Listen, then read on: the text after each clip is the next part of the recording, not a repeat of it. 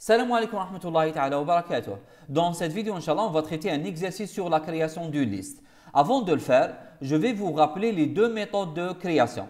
Alors, on avait dit dans un cours passé que lorsque je veux créer une liste, vous avez deux méthodes. Soit vous allez créer une liste dans l'ordre FIFO ou là dans l'ordre LIFO. Alors, si vous travaillez avec l'ordre FIFO, vous allez préserver l'ordre des éléments. Ça veut dire quoi aussi? Ça veut dire que si l'utilisateur vous donne les éléments suivants, 1, ensuite 2, ensuite 3, donc là, le premier maillon de la liste va contenir le 1, deuxième maillon c'est 2, troisième maillon contient la valeur 3. Par contre, si vous travaillez avec la méthode LIFO, vous allez inverser l'ordre des éléments. Ça veut dire que si l'utilisateur vous donne 1, ensuite 2, ensuite 3, la liste résultante va être, premier maillon c'est 3, ensuite 2, ensuite 1 à la fin de la liste. Donc, d'accord? Alors, je commence par la méthode FIFO. Donc, c'est une méthode dans laquelle l'insertion des éléments se fait toujours à la fin de la liste. Ça veut dire que vous allez l'ajouter après le dernier élément. Ça veut dire que vous allez à chaque fois chaîner ou relier le dernier élément avec le nouveau élément créé. D'accord? Pour cela, vous allez travailler avec trois pointeurs. L qui pointe à chaque fois sur le premier maillon, le pointeur P. Alors, je vais l'utiliser pour créer un nouveau maillon et en même temps pour faire le chaînage. Le troisième pointeur c'est Q, à chaque fois il doit pointer sur le dernier maillon et je vais l'utiliser aussi pour faire le chaînage. Ça. Donc, voici donc la solution qui représente la méthode FIFO. Donc, il y a des choses qui sont écrites en noir, il y a des choses qui sont écrites en rouge. Alors, ce qui est en noir, c'est une solution standard, mais ça ne change pas. D'accord? Par contre, ce qui est en rouge, ça dépend de l'exercice. Donc, on peut avoir un changement au niveau des choses qui sont en rouge. Je parle de la boucle et de la valeur affectée au maillon. D'accord? Alors, plus tard, je vais parler des choses qui sont en rouge. Tout d'abord, je vais vous montrer donc un petit déroulement de cette solution avec n égale à 4. Et supposons que vous avez ces 4 nombres qui sont donnés par l'utilisateur un par un. Donc 5, 0, moins 1, ensuite 3. Alors vous avez au départ L reçoit nil. Donc bien sûr au départ vous avez 3 pointeurs et je commence par initialiser L à nil. Ça veut dire que actuellement la liste elle est vide. Donc rappelez-vous toujours que si vous avez L égale à nil, ça veut dire que la liste elle est vide. Alors j'entre dans la boucle pour la première fois avec it égale à 1 et je vais créer un maillon qui sera pointé avec le pointeur P. Comme ceci. Ensuite, je vais lui affecter une valeur. Tout d'abord, je dois commencer par lire la valeur. Supposons que l'utilisateur a x égale à 5. Et la valeur de x, je vais l'affecter au champ val du maillon pointé par P. Donc, je vais avoir un 5 dans le champ val. Ensuite, on a la partie chaînage. Est-ce que L égale à nil? Qu'est-ce que ça veut dire L égale à nil? L égale à nil, est-ce que ça veut dire, est-ce que la liste était vide? La réponse est oui. Donc, comme la liste elle était vide, il s'agit de la création donc du premier maillon. Ça veut dire que le maillon écrit maintenant, c'est le premier maillon de la liste. Alors, qu'est-ce que je dois faire? La première règle, c'est qu'elle pointe toujours sur le premier maillon. Puisqu'on a le premier maillon, donc elle doit pointer sur le premier maillon. Elle se rejoint au pointeur P. Donc, elle était P. Elle soit P. Une deuxième règle, c'est que Q doit toujours pointer sur le dernier maillon. Puisque maintenant, on a un seul maillon, donc il est considéré comme le premier et le dernier. Donc, Q pointe sur ce même maillon. Donc, Q reçoit P aussi. D'accord? Alors, actuellement, maintenant, dans les prochaines étapes, vous allez avoir bien sûr L différent de nil parce que L maintenant, il contient l'adresse du premier maillon. Ça veut dire que dans les prochaines fois, on entre le sinon. Donc, on entre le sinon et non pas dans le si parce que L est différent de nil. Donc, ça veut dire quoi? Ça veut dire que j'entre dans le cas de si seulement pour le premier maillon. Mais dans le reste des maillons, on trouve toujours dans le sinon. Alors justement, la prochaine fois, I passe à 2, on crée un nouveau maillon pointé par P. Donc là, on a P va se déplacer vers le nouveau maillon parce qu'il prend l'adresse à le nouveau maillon. Je lis une autre valeur, c'est 0. Je vais l'affecter au champ val du maillon pointé par P, comme ceci. Ensuite, je teste. Est-ce que L égale à nil? Non. Ça veut dire que ce n'est pas le premier maillon. Alors, qu'est-ce que je vais faire? Je vais relier le dernier maillon avec le nouveau maillon. Je connais le dernier maillon, c'est le maillon pointé par Q avec le nouveau maillon pointé par P. Donc, affecte suivant QP. Et dès que je fais le chaînage, le deuxième maillon maintenant est devenu le dernier maillon. Et on a cette règle, c'est que Q doit toujours pointer sur le dernier maillon. Donc, puisque le dernier maillon a changé, donc Q aussi doit pointer sur le dernier maillon qui est pointé par P. Et j'écris Q reçoit P. La prochaine fois, je passe à it égale à 3. Je crée un troisième maillon avec toujours le pointeur P. Donc, P se déplace aussi vers le nouveau maillon. Je lis notre valeur, ça sera moins 1 que je vais affecter au champ va du maillon pointé par P, comme ceci. Ensuite, est-ce que L égale à nil? Non. Dans le sinon, donc là, je relie toujours le dernier maillon pointé par Q avec le nouveau maillon pointé par P, comme ceci. Donc, c'est affect suivant QP. Ensuite, dès que je fais le chaînage, le dernier maillon a changé. Donc, Q doit pointer sur le dernier maillon pointé par P, excepté que soit P. Je passe à it égale à 4. Je crée un nouveau maillon qui sera pointé par P. Je vais lire une valeur, ça sera 3 que je vais affecter au champ val du maillon pointé par P. Ensuite, est-ce que L égale à nil? Non. Alors, affect suivant QP. Donc, là, le fikra, à chaque fois le Q pointe sur le dernier maillon ou P pointe sur le nouveau maillon. C'est pour faire le chaînage. Donc, affect suivant QP. Ensuite, Q rejoint P. Q pointe sur le dernier maillon. D'accord? Alors, il passe à 5. Là, on est arrivé à la fin de la boucle parce qu'on avait dit que 1 égale à 4. D'accord? En sortant de la boucle, qu'est-ce qui reste? Reste bien sûr la fermeture de la liste, c'est-à-dire dans le champ suivant, le dernier maillon, vous devez mettre nil. Et là, remarquez que sur le dernier maillon, vous avez deux pointeurs. Donc, je peux soit parler de P ou là parler de Q. Et plus précisément, je cherche à mettre la valeur nil sur le champ suivant. Alors, si L différent de nil, qu'est-ce que ça veut dire L différent de nil? Ça veut dire que la liste n'est pas vide, parce que si la liste elle est vide, elle ne contient aucun maillon, je ne peux pas mettre nil sur le dernier maillon puisqu'il n'y a aucun maillon. D'accord?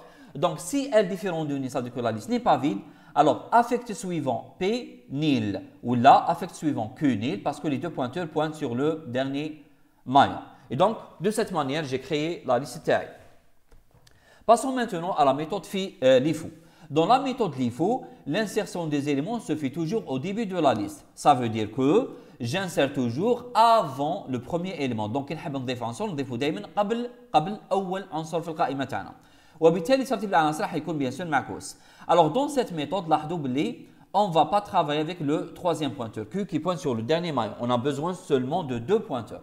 L qui pointe sur le premier et P qui pointe sur le nouveau maillon. Et bien sûr, les deux pointeurs Hadoma vont être utilisés pour faire le chaînage. D'accord? Donc, voici la méthode LIFO. Donc, il y a beaucoup de choses communes. La seule différence réside dans le chaînage. Le chaînage, ce n'est pas comme l'autre méthode. Qui maintenant, le chaînage fait deux étapes. C'est ainsi avec sinon. Par contre, dans la méthode LIFO, vous n'avez pas ainsi sinon. Vous avez directement deux instructions qui font le travail. En plus de ça, après la boucle, vous n'avez pas si est différent de nil, alors affect suivant P nil. D'accord? Vous n'avez pas ça. Donc, faites attention. Alors, je déroule la solution TANA toujours avec les mêmes valeurs et dans le même ordre. Donc, au départ, elle reçoit nil. Donc, elle reçoit nil, ça veut dire que la liste actuellement, elle est vide.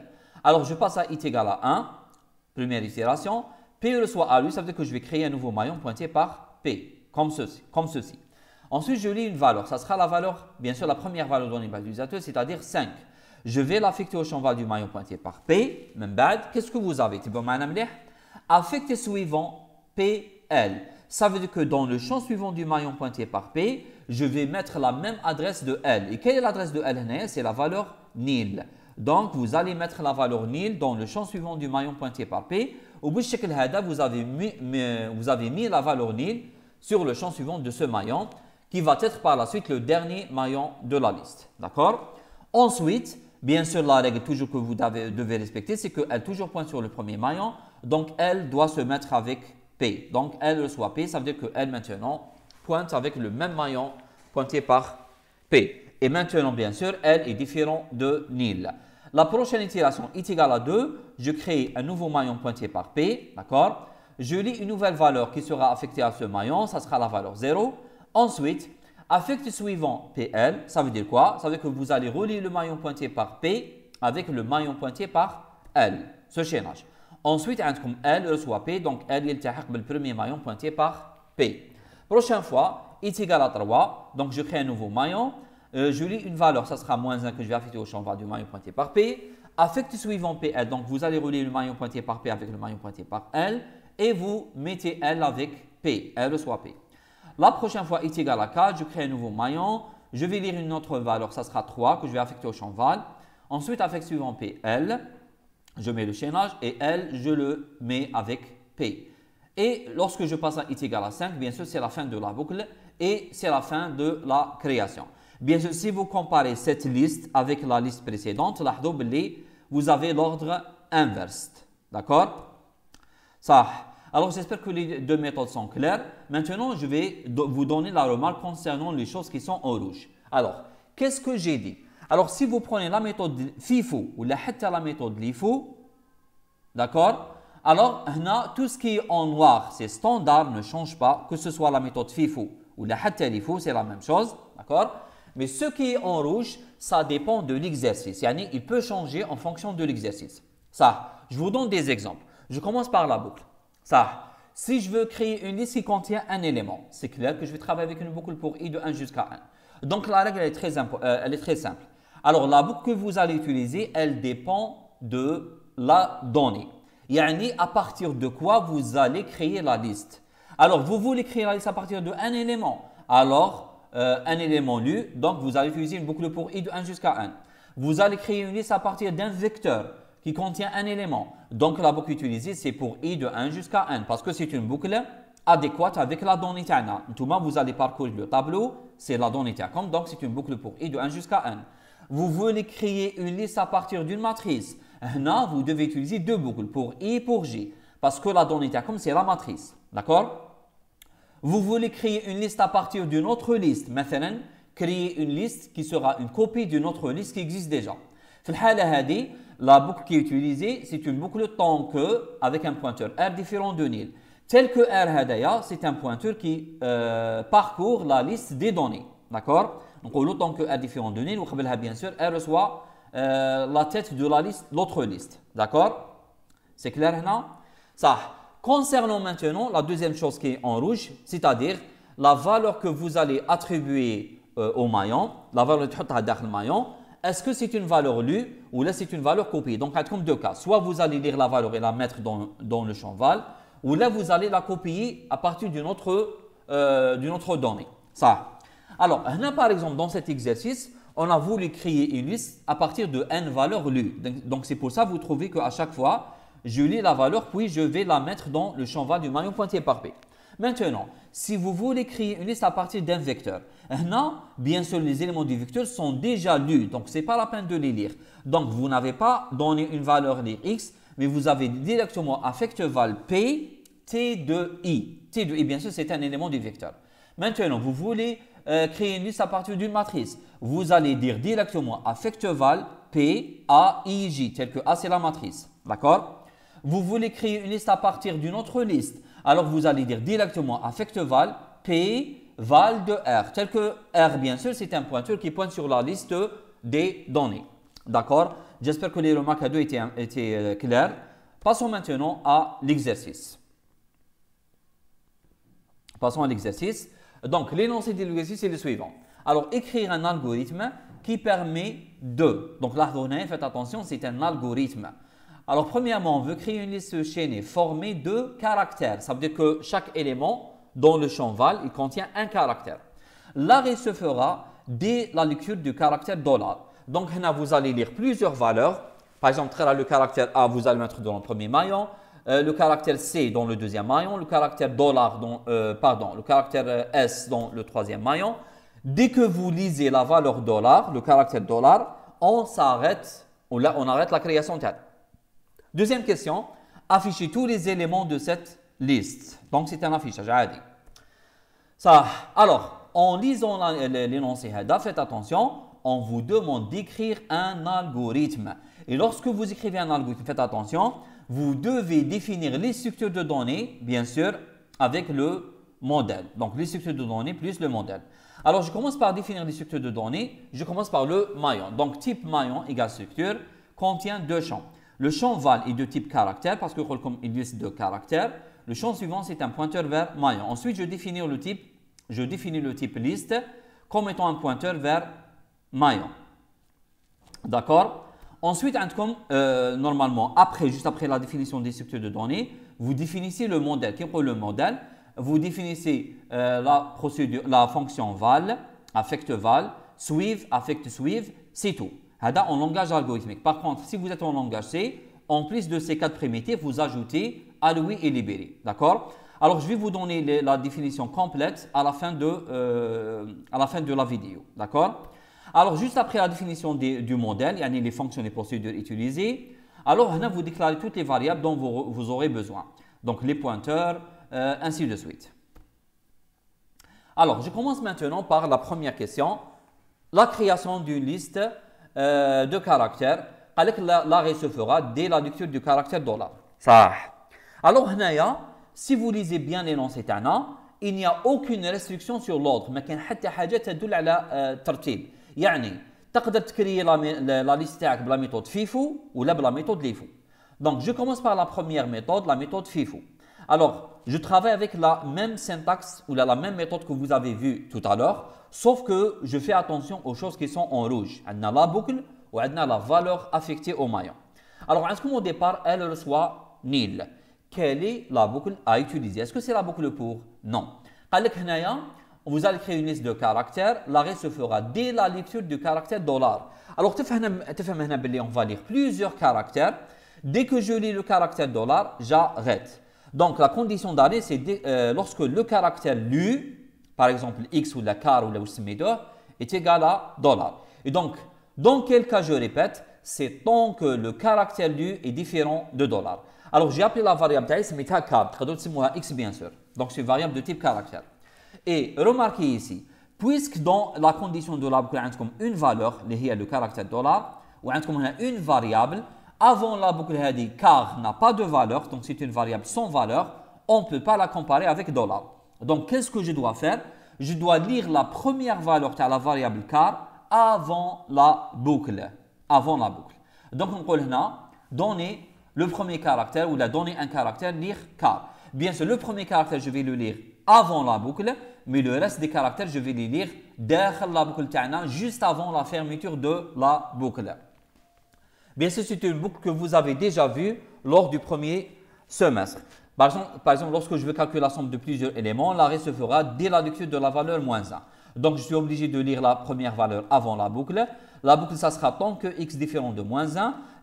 Vous allez ajouter x à la somme et juste après ça, vous allez lire la prochaine valeur. Donc, j'ai commencé par lire le premier élément. J'exécute maintenant les actions de la création camel. Et juste avant la fermeture de la boucle, je lis le prochain caractère. Alors, rappelez-vous, la première étape dans la création, c'est de créer un nouveau maillon alloué P. Mais maintenant, bien sûr, la valeur que je vais affecter au champ val du maillon pointé par P, c'est la valeur de la variable car. Donc, affecte val P car. Car, c'est la valeur qu'on a lue. Ensuite, on a le chaînage. Le chaînage, c'est standard, bien sûr. Si elle est égale à nil, donc c'est le premier maillon, L soit P, Q soit P. Sinon, affecte suivant QP et Q soit P. Juste après ça, bien sûr quoi?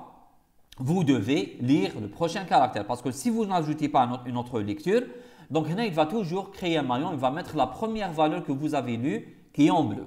D'accord? Donc là, vous devez lire le prochain caractère. Donc toujours, rappelez-vous, lorsque vous avez une boucle dans laquelle vous avez une condition qui utilise une certaine variable comparée avec une certaine valeur, et cette variable, c'est une variable lue, alors vous devez lire la première valeur avant la boucle et les prochaines valeurs derrière la boucle, juste avant le fait. D'accord?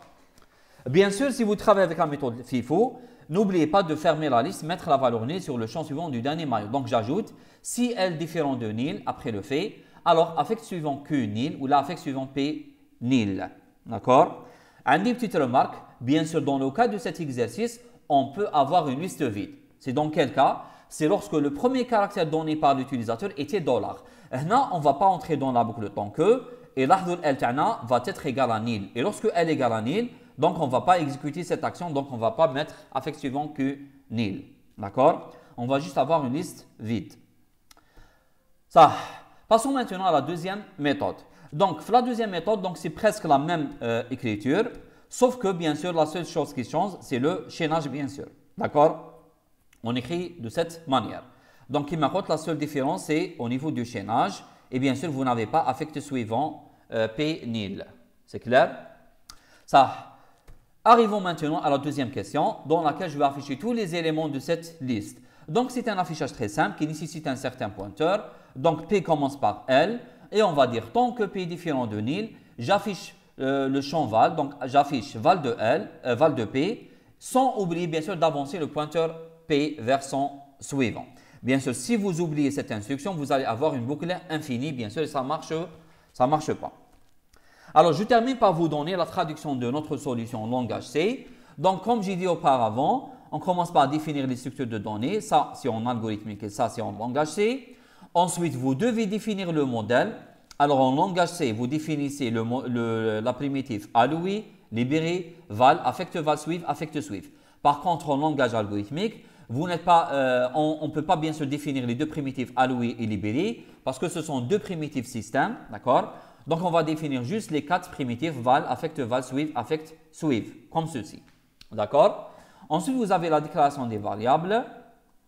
Par la suite, donc voici donc la solution de la création. Donc, c'est presque la même chose, sauf que vous devez bien sûr respecter la syntaxe du langage C. D'accord? Et donc, à dire la solution donc, de cet exercice en langage C. Alors, j'espère que la vidéo elle était claire. On se voit, Inch'Allah, pour les prochaines vidéos. Salam alaikum.